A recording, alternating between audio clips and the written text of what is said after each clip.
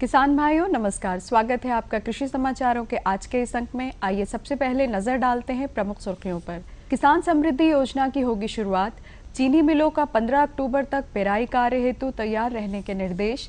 और कीटनाशक के अंधाधुंध प्रयोग से बासमती धान उत्पादकों की मुश्किल बढ़ी। अब कृषि समाचार विस्तार से। राज्य कैबिनेट ने कृषि योग्य भूमि कम होने पर चिंता जताते हुए प्रदेश के ग्रामीण क्षेत्र की बेकार पड़ी भूमि को सुधारकर खेती योग्य बनाने और इसे किसानों को आवंटित करने का फैसला किया है। सरकार ये कार्य पंडित दीनदयाल उपाध्याय किसान समृद्धि योजना के तहत करने जा रही है। इस योजना पर 5 वर्षों के दौरान कुल 477.33 करोड़ रुपए खर्च होने की संभावना है। इन रुपयों से 1,56,000 हेक्टेयर भूमि सुधारी जाएगी। सरकार के प्रवक्ता ने फैसले की जानकारी देते हुए बताया कि योजना को वर्ष 2017-18 से ही शुरू करके वर्ष 2021-22 तक पूरा किया जाएगा। इस योजना को प्रदेश के 68 जिलों में शुरू किया जाएगा। 20 रुपए में 1.5 किलो की दर से बिकने वाला प्याज अब 35 से 40 रुपए प्रति किलो के भाव पर फुटकर बाजार में बिक रहा है। टमाटर के दाम अभी पूरी तरह सामान्य नहीं हो पाए हैं। 100 रुपए का आंकड़ा पार कर चुका टमाटर अभी भी 70 से 80 रुपए प्रति किलो की दर से बाजार में बेचा जा रहा है। इससे अभी निजात मिली भी नहीं थी कि प्याज की कीमतों ने रुलाना शुरू कर दिया है। बाढ़ के कारण किसानों की मुश्किलें तो बढ़ी ही हैं, साथ ही साथ उपभोक्ता की जेब पर भी दोहरी मार पड़ने लगी है। प्रदेश में इस बार धान की सरकारी खरीद से पहले किसानों व चावल मिलों का पंजीकरण किया जाएगा। 15 अगस्त से ये प्रक्रिया शुरू करने की तैयारी है। कई साल बाद अच्छी गेहूं खरीद से उत्साहित खाद्य विभाग ने धान खरीद का मसौदा तैयार कर लिया है। किसानों को तत्काल भुगतान के लिए केंद्रीकृत व्यवस्था लागू की जाएगी। मुख्यमंत्री के निर्देश पर प्रदेश के 2 वरिष्ठ मंत्रियों के नेतृत्व में अधिकारियों का दल छत्तीसगढ़ की सार्वजनिक वितरण प्रणाली और सरकारी अनाज की खरीद का अध्ययन करने गया था। साथ ही स्वयं मुख्यमंत्री ने छत्तीसगढ़ के मुख्यमंत्री से बात की। अधिकारियों के मुताबिक वहां की अच्छी व्यवस्थाओं को प्रदेश में धान खरीद के दौरान अपनाया जाएगा। प्रदेश की धान खरीद नीति तैयार हो चुकी है, सिर्फ कैबिनेट की मंजूरी मिलना बाकी है। सूत्रों के मुताबिक खरीद नीति में छत्तीसगढ़ की कई खरीद नीतियों को शामिल किया गया है। उम्मीद की जा रही है कि 15 अगस्त से किसानों का ऑनलाइन पंजीकरण शुरू हो जाएगा। इस बार धान खरीद लक्ष्य 50 लाख मीट्रिक टन होगा। प्रदेश के गन्ना विकास राज्य मंत्री ने सहकारी चीनी मिलों के कामकाज की समीक्षा के दौरान सहकारी चीनी मिल संघ के प्रबंधन को आदेश दिए हैं कि सभी सहकारी चीनी मिलों को 15 अक्टूबर तक पेराई कार्य शुरू करने हेतु तैयार रखा जाए। उन्होंने आगामी पेराई सत्र के लिए गन्ने की रिकवरी में 1% की वृद्धि का 250 करोड़ रुपए की अतिरिक्त आय का लक्ष्य भी दिया है। इस अतिरिक्त आमदनी से सहकारी चीनी मिलों में तकनीकी जरूरत के अनुसार क्षमता विस्तार किया जाएगा। उन्होंने संघ मुख्यालय पर चीनी की बिक्री प्रक्रिया की ऑनलाइन व्यवस्था 1 सप्ताह में लागू करने के भी निर्देश दिए। संघ के एमडी ने भरोसा दिलाया कि पेराई सत्र 2017-18 में चीनी रिकवरी 1% बढ़ाई जाएगी। पिछली बार की तरह इस बार भी 24 सहकारी चीनी मिलें गन्ने की पेराई करेंगी। आइए आप जानकारी लेते हैं कृषि उत्पादों के ताज़ा मंडी भावों की।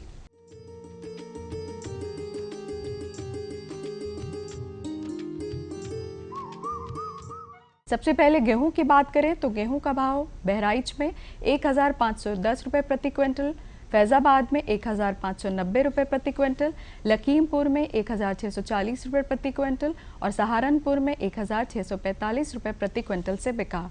चावल का भाव बहराइच में 2,280 रुपये प्रति क्विंटल, फैजाबाद में 2,230 रुपये प्रति क्विंटल, लखीमपुर में 2,250 रुपये प्रति क्विंटल तथा सहारनपुर में 2,485 रुपये प्रति क्विंटल से बिका। प्याज का भाव बहराइच में 1,900 रुपये प्रति क्विंटल, फैजाबाद में 2,000 रुपये प्रति क्विंटल, लखीमपुर में 1,650 रुपये प्रति क्विंटल तथा सहारनपुर में 1,970 रुपये प्रति क्विंटल रहा।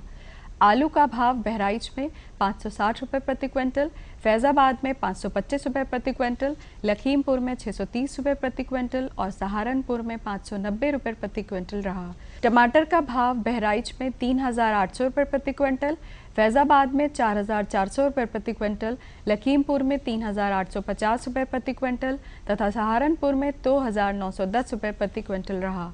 सेब का भाव बहराइच में 7,220 रुपये प्रति क्विंटल, फैजाबाद में 8,100 रुपये प्रति क्विंटल, लखीमपुर में 7,600 रुपये प्रति क्विंटल और सहारनपुर में 6,670 रुपये प्रति क्विंटल से बिका।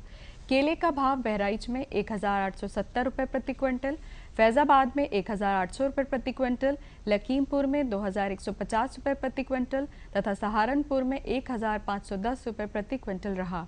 तो किसान भाइयों, ये थे आज के कृषि समाचार और मंडी भाव।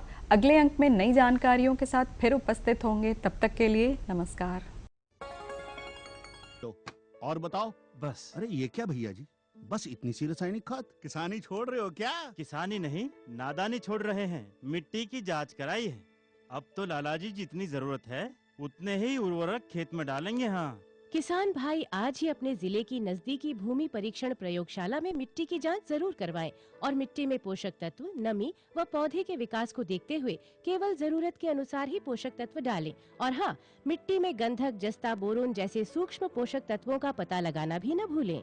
उर्वरक और जैविक खाद के सही उपयोग से भूमि का उपजाऊपन बनाए रखें, उत्पादकता बढ़ाएं, खर्चा घटाएं और बहुमूल्य विदेशी मुद्रा बचाने में भी सहयोग दें। और हाँ, धीमी गति से नाइट्रोजन उपलब्ध कराने वाले उर्वरकों जैसे नीम लेपित यूरिया को प्राथमिकता दें और यूरिया का पत्तों पर छिड़काव करें। अरे वाह, तू तो सचमुच समझदार हो गया रे। अधिक जानकारी के लिए संपर्क करें जिला कृषि अधिकारी या किसान कॉल सेंटर। मेरे साथ बोलो ए बी। अरे नादान, बच्चे को एबीसी सिखा रहा है। अरे काम धंधे की एबीसी तू कब सीखेगा? ये देख विज्ञापन। तेरे जैसे कृषि विज्ञान सीखे हुए युवाओं के लिए भारत सरकार के कृषि मंत्रालय ने एक योजना बनाई है, एसी एबीसी। जी हाँ, ACABC यानी एग्री क्लिनिक्स और एग्री बिजनेस सेंटर। इसके तहत कृषि विज्ञान पढ़े युवाओं का चयन होने पर उन्हें मुफ्त ट्रेनिंग दी जाती है और हाँ, अपना कारोबार चलाने के लिए बैंक से लोन भी मिलता है। इसके साथ ही अगर युवा अपने इलाके के किसानों की खुशहाली के लिए उन्हें खेती बाड़ी व अपने कारोबार से जुड़ी लाभदायक जानकारी देते रहेंगे तो उन्हें लोन पर 36 से 44% तक की सब्सिडी भी मिलेगी। तब तो मैं जरूर सीखूंगा काम धंधे की एबीसी। शाबाश, चलो अपनाएं स्वरोजगार, खेती में हो विकास अपार।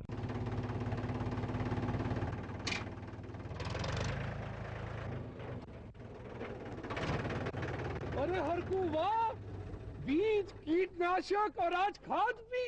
अरे इतना खर्चा कहाँ से? अरे खर्च की चिंता किसे है, मेरे पास है ये किसान क्रेडिट कार्ड।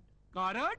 अरे बैंकों द्वारा जारी इस कार्ड से किसान उसकी सीमा तक की रकम कभी भी बैंक से निकलवा सकता है और खेती बाड़ी की सामग्री कभी भी खरीद सकता है। तो हरकू भैया एक कार्ड मेरे लिए भी। किसान क्रेडिट कार्ड के लिए नजदीकी बैंक से संपर्क करें और पाएं ढेर सारे लाभ।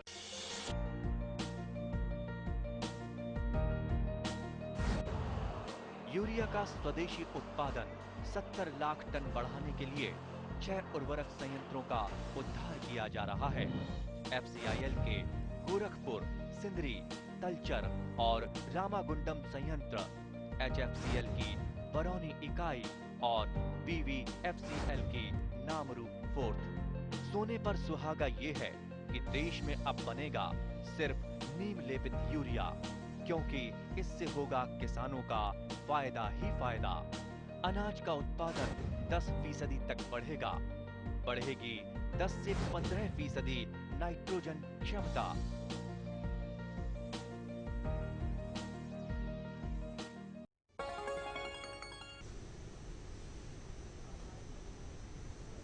नमस्कार, सभी किसान भाइयों का स्वागत है कार्यक्रम कृषि दर्शन के आज के इस अंक में। किसान भाइयों, जैसा कि आप सभी जानते हैं कि आज के दिन हम कृषि दर्शन का सजीव प्रसारण प्रस्तुत करते हैं, जिसमें हम अपने किसान भाइयों के सवाल फोन के द्वारा सुन के अपने विशेषज्ञ के माध्यम से तुरंत उन सवालों का हल आप तक पहुंचा देते हैं।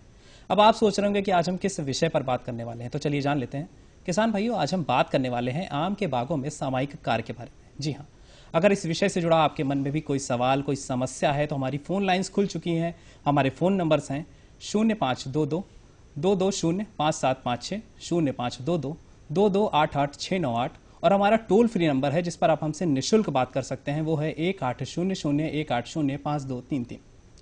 किसान भाइयों, इस महत्वपूर्ण विषय पर जानकारी देने के लिए आज हमारे साथ स्टूडियो में मौजूद हैं डॉक्टर A.K. सिंह, जो कि प्रधान वैज्ञानिक हैं केंद्र पोषण बागवानी संस्थान लखनऊ में। डॉक्टर साहब, आपका बहुत बहुत स्वागत है। डॉक्टर साहब, इस विषय से जुड़ा हुआ अगर मैं पूछूं, सबसे पहला सवाल आपसे यही है कि आम की बागवानी में सबसे जरूरी कार्य इस समय का क्या है?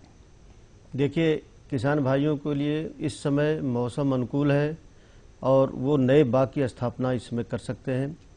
जो भी किसान भाई बाग लगाना चाहते हैं, क्योंकि मौसम इसमें नमी है, रुक रुक के बारिश भी हो रही है, तो उनका पौधा जो है आसानी से लग जाएगा, मरने की संभावना न के बराबर होगी। तो इसमें कुछ 2-3 बातें मुख्य हैं जिसमें किसान भाइयों को ध्यान देने की आवश्यकता होती है। एक तो हम इस समय जो गड्ढा की खुदाई करते हैं वो बहुत बड़ा गड्ढा नहीं होना चाहिए। हमको 1 फीट लंबा, 1 फीट चौड़ा, 1 फीट गहरा ही गड्ढा पर्याप्त होता है, जिसमें आम की पिंडी को सीधा ले जा करके उसमें आधी खाद आधी मिट्टी भरे हुए इस गड्ढे में लगा देते हैं। जो 1 मीटर लंबा, 1 मीटर चौड़ा, 1 मीटर गहरा गड्ढा खोदा जाता है वो जून के महीने में खोदा जाता है। उसमें खाद मिट्टी सब मिला करके और उसको ज़मीन से 4 इंच ऊपर तक उस गड्ढे को भरा जाता है। उसके बाद उसे पानी भर दिया जाता है, जिससे कि मिट्टी उसकी बैठ करके दब जाए पूरी और उस ज़मीन के बराबर आ जाएगी। और तब उस बीचों बीच गड्ढे में ये 1 फीट लंबा चौड़ा गहरा गड्ढा खोद करके पौधे लगाए जाते हैं। लेकिन जो किसान भाई पहले से गड्ढा बड़ा नहीं खोदे हुए हैं तो इस समय बड़ा गड्ढा न खोदें, अन्यथा पौधों में मरने की संभावना ज़्यादा होगी, क्योंकि जड़ों में हवा लग जाएगी। तो इस 2 तरीके से आप बागवानी इस समय कर सकते हैं। जो बाग नए लगाएंगे तो शुरू से ही आपको योजना बनानी पड़ती है कि सामान्य बागवानी करनी है या सघन बागवानी करनी है। डॉक्टर साहब, एक किसान भाई हमारा लाइन पे है, आइए उसका सवाल हम लेते हैं। जी हाँ, जी हाँ। हेलो हेलो जी, अब पहले अपना नाम बताइए और कहाँ से बोल रहे हैं ये बताइए। नमस्ते सर, मैं नंद स्वरूप मिश्रा हूँ, जी। 12 पंची गाँव बसोली। अच्छा सर, आपका सवाल क्या है ये बताइए। जो पुराने बाग लगे हुए हैं जिनकी उम्र आज 18 साल 20 साल की दशहरी आम की है उम्र, तो इनको हम इस समय इस मौसम में, बरसात के मौसम में किस प्रकार से रख रखाव रखें जिससे आने वाले दिनों में हमका अच्छी फलत उससे प्राप्त हो सके? अच्छा जी जी हाँ, उसकी चर्चा हम आपको करेंगे। उसको हम हर बिंदु को आपको बताएंगे कि इस समय जो हमारे पुराने बाग जो लगे हुए बाग हैं उसमें क्या क्या करना है। सबसे पहले तो आपको ये करना है कि इस समय उसमें कोई समस्या तो नहीं आ रही है, क्योंकि बाग इस समय नए उसमें कल्ले निकल रहे होंगे, नई टहनियाँ निकल रही होंगी और बाग में 1-2 कीड़ों की समस्या होती है। उन कीड़ों के बारे में आपको विस्तार से हम बताएंगे। और आप पहले तो नए बाग की बात आपसे कर रहे थे, उस बाग की जानकारी आप ले लीजिए। उसके जो नए बाग आप लगा रहे हैं उसमें आपको 2 तरीके से लगाना है। एक तो सामान्य दूरी पर, जिसमें पौधे से पौधा 10 मीटर, लाइन से लाइन 10 मीटर रखना है। दूसरा सघन बागवानी के रूप में, उसमें आपको 5 मीटर की दूरी पर लगा सकते हैं, जिसमें कि लाइन से लाइन और पौधे से पौधा दोनों आपको 5 मीटर दूरी रख करके सघन बागवानी के रूप में आम की बागवानी कर सकते हैं। अब जो पुराने बाग की बात किसान भाई कर रहे हैं, उन पुराने बागों में खाद व उर्वरक की मात्रा इसमें हमको देना है, क्योंकि फल तोड़ने के तुरंत बाद हमको पौधों को खाद उर्वरक की मात्रा देनी पड़ती है। तो इस समय जो किसान भाई उस समय नहीं दिए हैं, इसमें जुलाई अगस्त में जब थोड़ा सा पानी कम बरसे और उनके लिए अनुकूल परिस्थितियां हों, तो उस समय हमको जो खाद उर्वरक की मात्रा है वो पौधों को देना आवश्यक होता है। अब ये खाद उर्वरक की मात्रा कितना देनी चाहिए, कितना नाइट्रोजन देना चाहिए, कितना फास्फोरस देना चाहिए, कितना पोटास देना चाहिए, वो मैं बताऊँ आपको। इसमें करीब 2 किलोग्राम यूरिया और 3 किलोग्राम आपको सिंगल सुपर फास्फेट और 1.5 किलोग्राम म्यूरेट ऑफ पोटाश की आवश्यकता पड़ती है।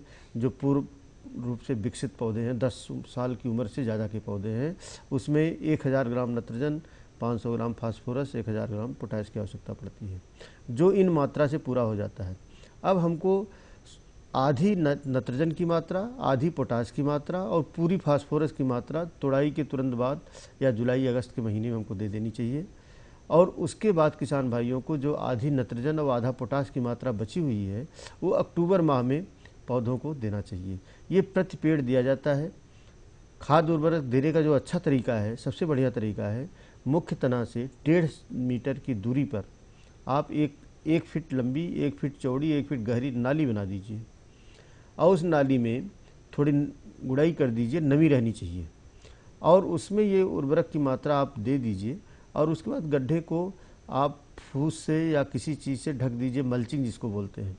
उससे, और नमी अगर बनी रहे, गड्ढों में नमी बनी रहनी चाहिए, तो उससे आपको पूरा मात्रा आपको जड़ों को पूर्ण रूप से मिल जाएगा। इससे पौधा आपका स्वस्थ रहेगा। डॉक्टर साहब, मैं यहाँ आपसे अगर पूछूं तो रोपण की जो प्रक्रिया है, उस प्रक्रिया को करते समय किन किन बातों को ध्यान में रखना जरूरी है? रोपण की प्रक्रिया में इस समय जो मुख्य बात ध्यान देना है वो एक तो दूरी का है, दूसरा गड्ढों में जब खाद मिला रहे हैं, मिट्टी मिला रहे हैं, तो जब पौधा लगाने के बाद सिंचाई करें तो उसमें दीमक से बचाव के लिए आपको विशेष ध्यान देना है।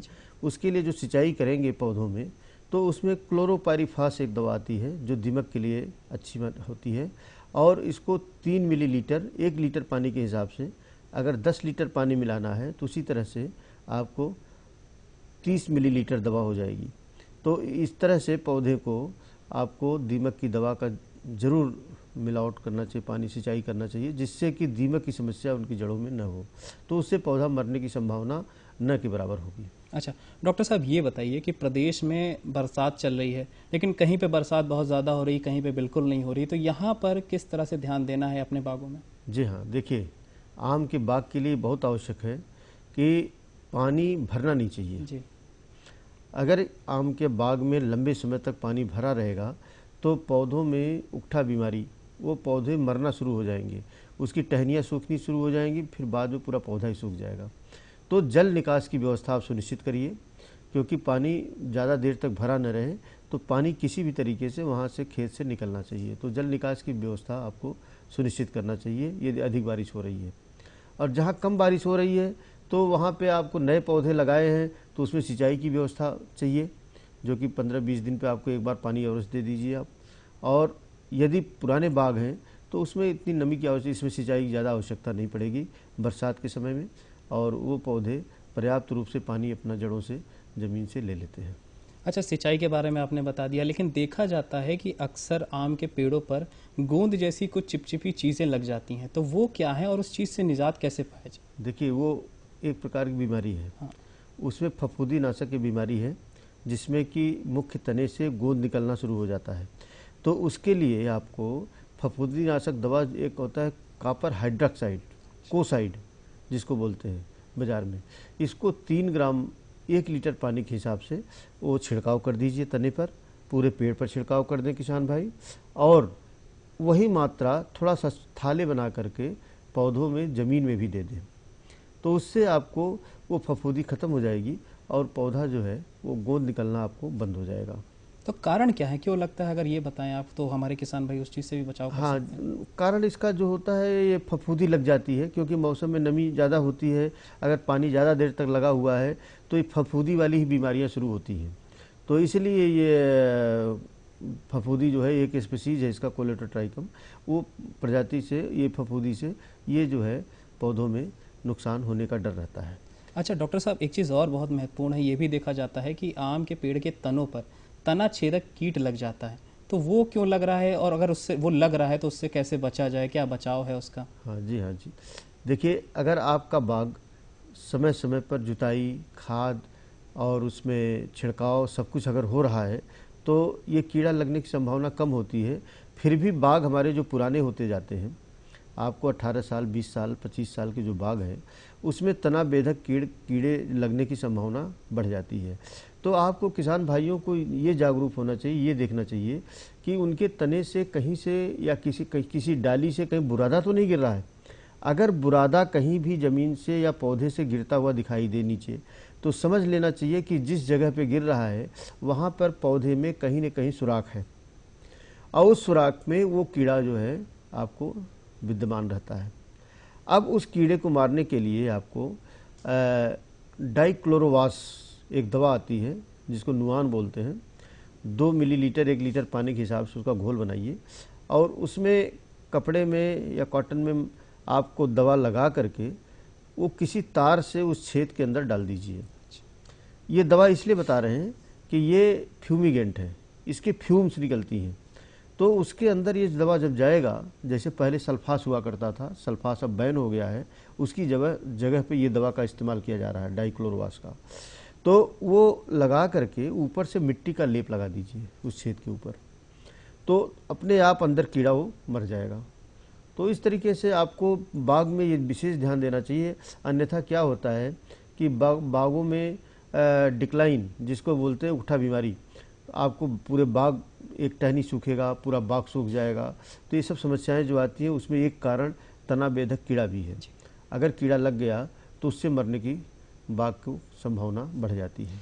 डॉक्टर साहब, एक अच्छी पैदावार पाने के लिए हमें प्रजातियों के बारे में भी पता होना चाहिए। तो कौन सी अच्छी प्रजाति है जिसकी खेती हमारा किसान करे ताकि उसे एक अच्छी पैदावार प्राप्त हो? देखिए, इस समय प्रजातियों के बारे में हम आपको बताएं, जब नए बाग लगा रहे हैं उसी समय आपको ध्यान देना है कि हम इस समय हमारे जो कुछ हाइब्रिड निकाले गए हैं, जैसे अरुणिका, अंबिका, ये लाल रंग की प्रजाति हमारे संस्थान से निकाली गई है।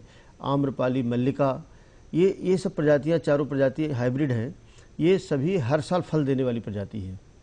दूसरी चीज़ ये होती है कि यदि आम की बागवानी क्षेत्र विशेष में कहाँ कर रहे हैं वो निर्भर करता है।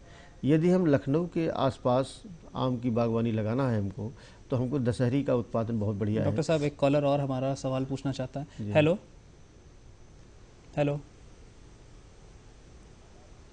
हेलो जी, कहाँ से बोल रहे हैं? अपना नाम बताइए जी। हेलो, अपना नाम बताइए और कहाँ से बोल रहे हैं? जी सर, मेरा नाम सचिन रस्तोगी है। जी, कहाँ से बोल रहे हैं? जी सर, लखीमपुर से बात कर रहे हैं। सचिन जी, क्या सवाल है आपका? सवाल पूछिए डॉक्टर साहब से। जी सर, हम ये कह रहे हैं, मेरे बाग में आम का पेड़ लगा हुआ है। जी जी हाँ, जब आम का पेड़ यानी पूरी तरह आम पक नहीं पाता और पेड़ आम अपने आप गिर जाता है। अच्छा डॉक्टर साहब, आम पक नहीं पाता है, गिर जाता है। देखिए, आम अगर आपका वो गिर रहा है पकने से पहले, तो थोड़ा सा ये देखिए जहाँ से फल लगा हुआ है उस जगह पे यदि कालापन आ रहा है, थोड़ा बहुत भी काला हो रहा है, तो समझिए मुझे फफूंदी लग रही है, तो उसमें आपको कॉपर ऑक्सीक्लोराइड या कॉपर हाइड्रोक्साइड का 3 ग्राम 1 लीटर के हिसाब से छिड़काव आप उसमें कर दीजिए। ये आपको फल नुकसानदायक नहीं है, तो आपको फल नहीं गिरेगा। दूसरी चीज़ ये है कि दूसरा कारण आपका फल गिरने का ये हो सकता है कि ज़मीन बहुत सूखी हो जाए।